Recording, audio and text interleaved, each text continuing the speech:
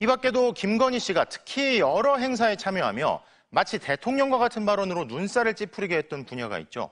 바로 문화예술입니다.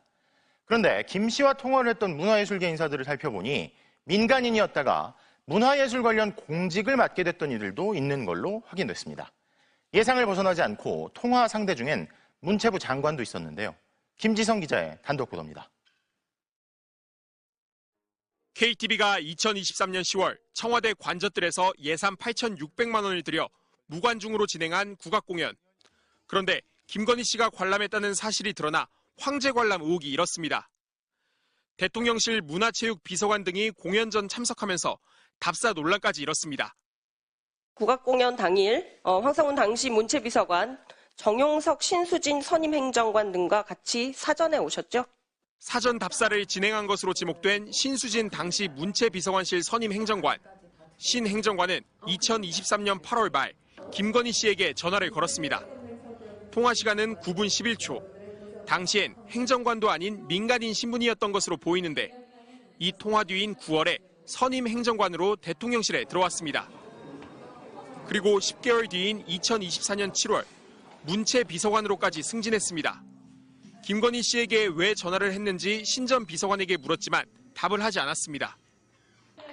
김건희 씨는 이른바 김건희 인맥으로 알려진 문화계 인사들과도 연락을 주고받았는데 이들 중 일부는 문체부 산하 기관장에 오르기도 했습니다. 2023년 7월 25일 저녁 김 씨는 윤 전 대통령 취임식도 초청받은 걸로 알려진 김성원 당국대 교수에게 전화를 걸어 8분 넘게 통화했습니다.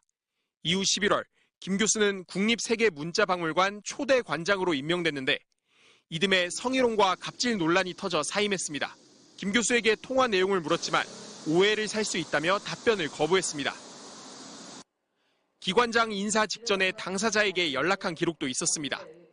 문화체육관광부가 국립심포니 오케스트라 이사장에 콘텐츠 업체 대표 김일호 씨를 임명하겠다고 발표하기 하루 전 김 여사가 김일호 대표에게 전화를 건 겁니다. 김 대표는 김 여사가 과거 애니메이션 사업을 했을 때 인연을 맺었고 대통령 취임식에도 초청받았습니다. 김 대표는 김건희 씨가 젊은 기업인이 이사장을 맡을 필요가 있다고 여러 차례 부탁해 이사장을 맡게 됐다는 입장인 것으로 전해졌습니다. 김건희 씨는 박보균 문체부 장관에게도 전화를 걸었던 것으로 확인됐습니다. 지난 2023년 8월 24일 밤 10시가 넘은 시각 박 전 장관과 2분가량 통화를 한 겁니다. 박 전 장관은 MBC에 김건희 씨와 통화한 적이 없다고 말했다가 2분가량의 통화 기록이 있다고 되묻자 전혀 기억이 나지 않는다고 답했습니다. MBC 뉴스 김지성입니다.